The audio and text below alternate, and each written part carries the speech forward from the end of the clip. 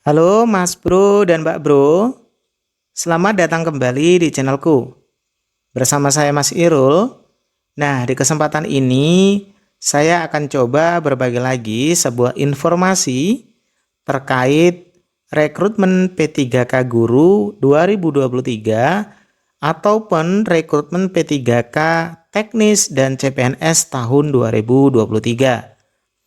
Kita akan coba bahas beberapa informasi terbaru ya teman-teman. Dan mudah-mudahan informasi nanti ini bisa berguna dan bermanfaat buat sobat sekalian. Nah, kalau sobat itu lihat di jadwal yang sudah ada di laman P3K Guru, di sini ini ada beberapa jadwal, maksudnya ada beberapa kegiatan ya yang sudah terjadwalkan. Dan kalau kita lihat baik-baik ya, tunggu saya lihatkan yang sudah saya buat di sini. Nah, di sini teman-teman itu sudah melewati beberapa tahapan. Mulai dari tahap pengumuman gitu ya, pengumuman seleksi tentunya, pendaftaran, sampai di tahap terakhir. Nah, kita akan coba bahas informasi ini di video kali ini. Sebelum saya lanjutkan videonya, saya menyarankan teman-teman itu bantu support channel kami dengan klik tombol subscribe-nya. Ya, hitung-hitung bentuk sedekahnya.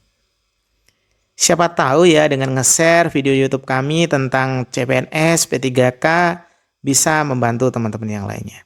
Kalau sudah, mari kita mulai videonya teman-teman.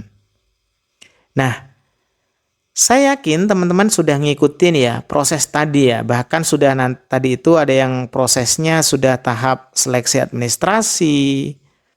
Terus bahkan sudah melihat ya hasil pengumumannya gitu.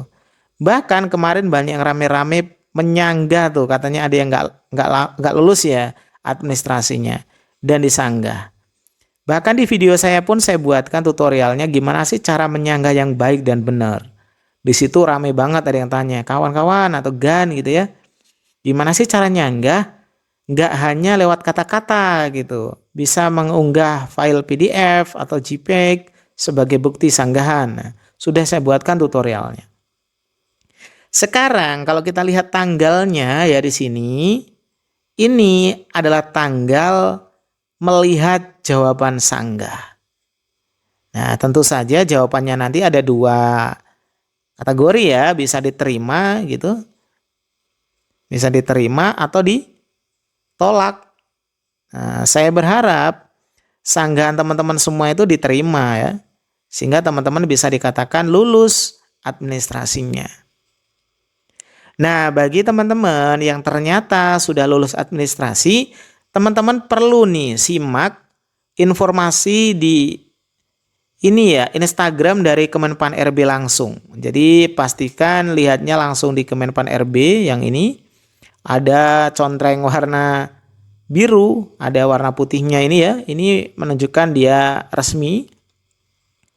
Di postingannya itu ada 3 updatean terbaru nih. Yaitu nilai ambang batas SKD CPNS 2023.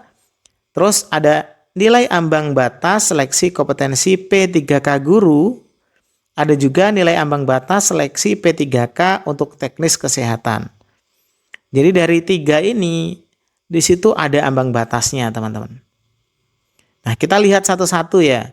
Kita lihat dari yang ambang batasnya guru ya. Ini sudah saya buat di sini biar lebih mudah dicoret-coret. Oke, ini saya kecilin dulu. Nah, ini besar banget ya. Nah, ya kelihatan ya.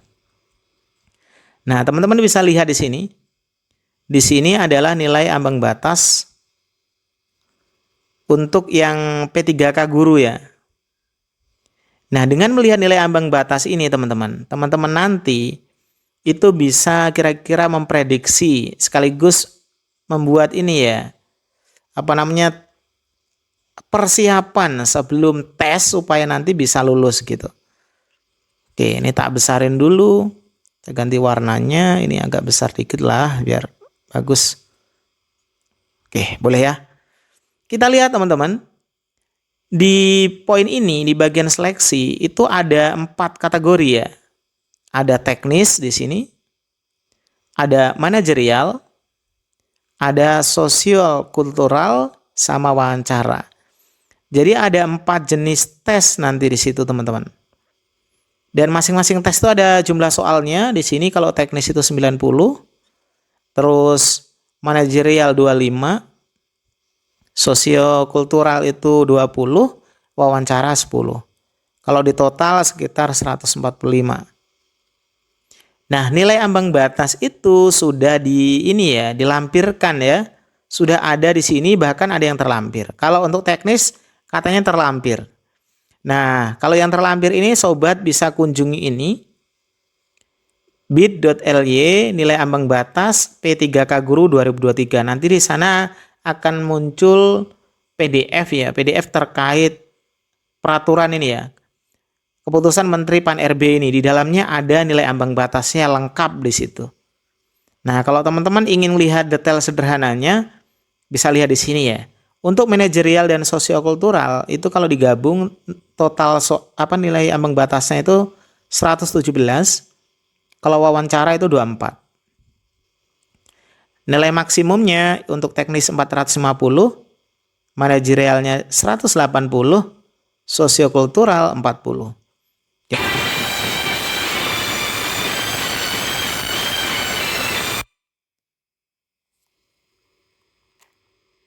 Nah, nilai kumulatif maksimalnya itu 670. Ya, saya berharap teman-teman nanti bisa dapatin sekitar 670-an ya.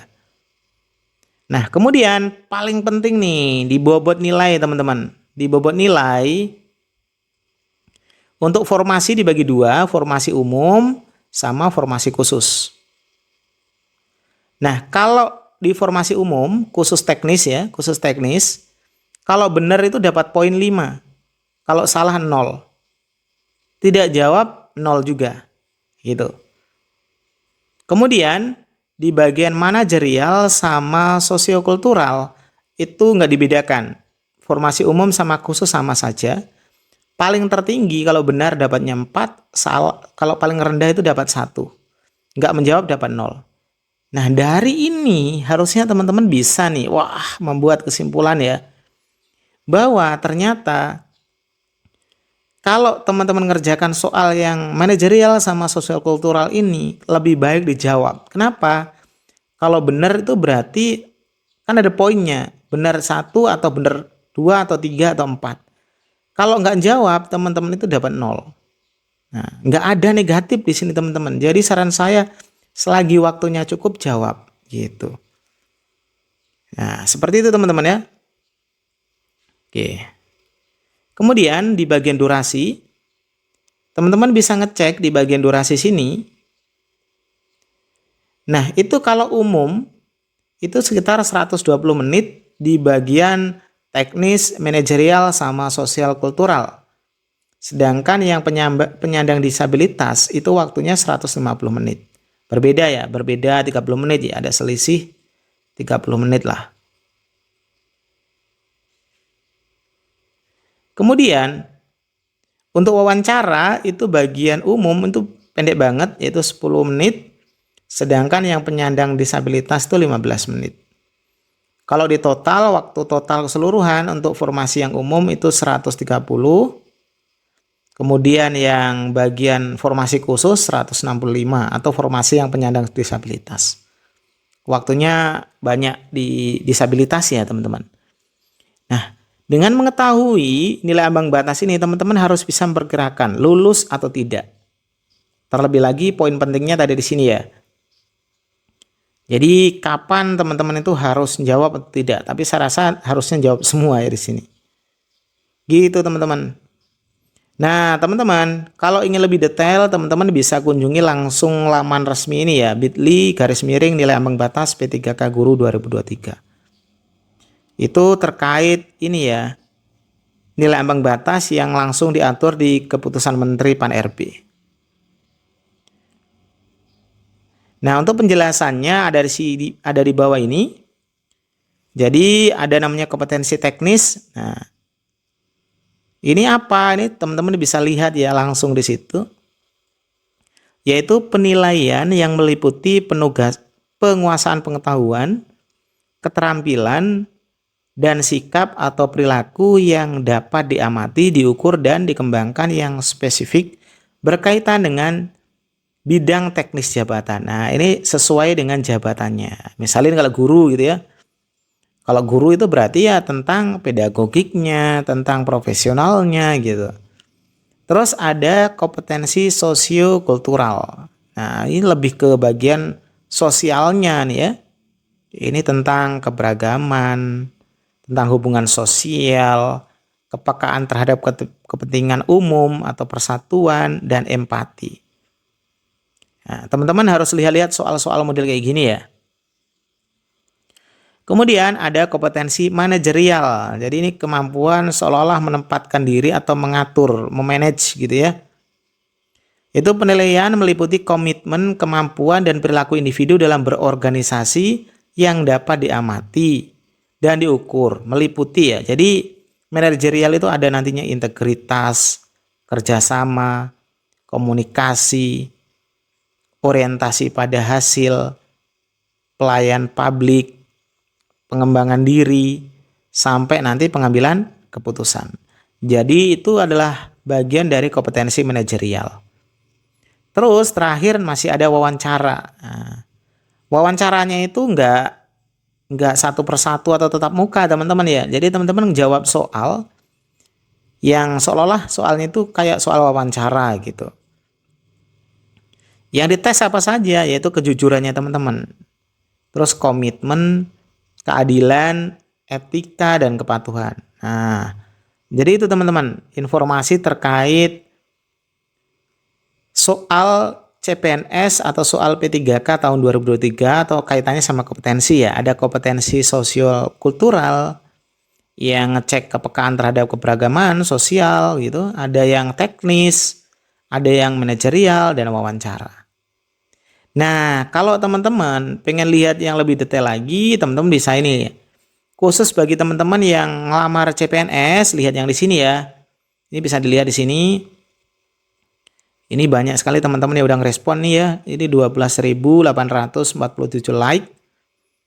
Nah, di sini ada kategorinya itu kategori umum, cum laude, diaspora gitu ya, penyandang disabilitas. Nah, putra atau putri wilayah Papua gitu ya. Ini udah ada ambang batasnya diatur di sini. Gitu teman-teman. Kemudian apabila teman-teman itu masuk kategori tenaga kesehatan, teman-teman bisa lihat sebelah sini. Nah, silakan dilihat sendiri ya teman-teman. Ini terlalu banyak kalau saya bahas satu persatu, nanti waktunya lama.